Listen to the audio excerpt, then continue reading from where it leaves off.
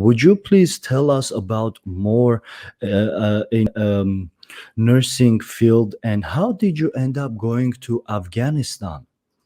Okay, so when I was at university, so in the UK, I don't know what it's like in America, there's different pathways you can take to become a nurse. You can do like a diploma, or you can go to university and do a degree. So in 1997, when I went to university, so I went to school, did all my exams, and then I got a place. In fact, I didn't actually get the grades I needed the first time. I had to go repeat a year, but I was determined to get where I wanted to go. So I went back and repeated a year, and then I went and so then I went to university and did my nursing degree at university.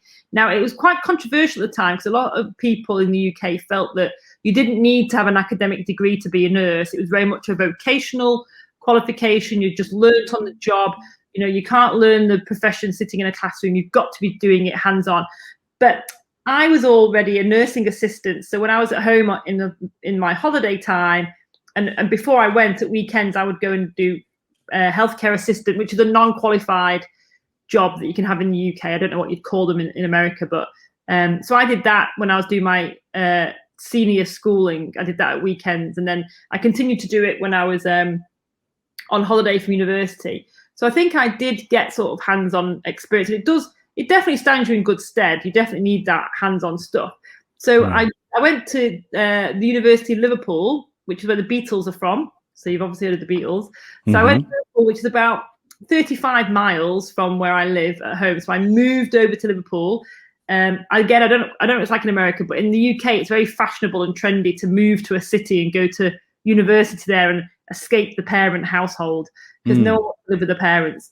So I can say it's similar over here in the ages yeah. from, let's say, 18 to 25, let's say. Yeah, no one wants to be at home with the parents. So I went to Liverpool and I lived in Liverpool University. And whilst I was there, I think, again, I must have hunted them out. There was, and I don't even know how I found out about it, but every university in the UK, well, not everyone, but most universities in the UK have a thing called the Officer Training Corps. And it's like army cadets, but for university students.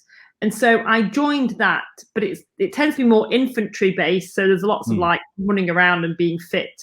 And I think it's okay if you're like, you know, an English student or a geography student that does, you know, 8 hours a week at university. But I was like full on 5 days a week at university. So I had like lectures from 9 till 5, which no student ever does at university unless you're some kind of doing medicine or dentistry or nursing. And then some days I had placements in the hospital. So I was full on 5 days a week. And then at the weekends, I was going away with the Officer Training Corps. But through that, I became aware of a field army hospital, also based in Liverpool. And so I joined there as a student nurse.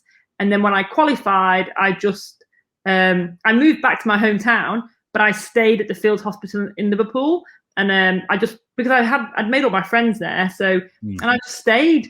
And then the whole point of, so a couple of years beforehand, when I was looking at doing my nurse training, I did consider being trained by the army, but you have to commit many years afterwards. They pay for you to go through your university, but then you have to give them like 8 years back. And I thought, what if I get there and I don't actually like it? And then I'm committed to giving the army 8 years. So I thought I'll do it myself. And then if I still like it, I'll join the army afterwards. But actually, I found that being in the Army Reserve kind of gave you the experience of being in the army, but with a bit more freedom. And what had happened in the military across the board in the RAF and the army, they'd stopped training nurses. And so then they had a really small number of nurses in the regular military. So then when they went off on operations, they had to use the reserve pool of the nurses. So when we went to Afghanistan, we basically were the main staff that ran the hospital. We were all reservists.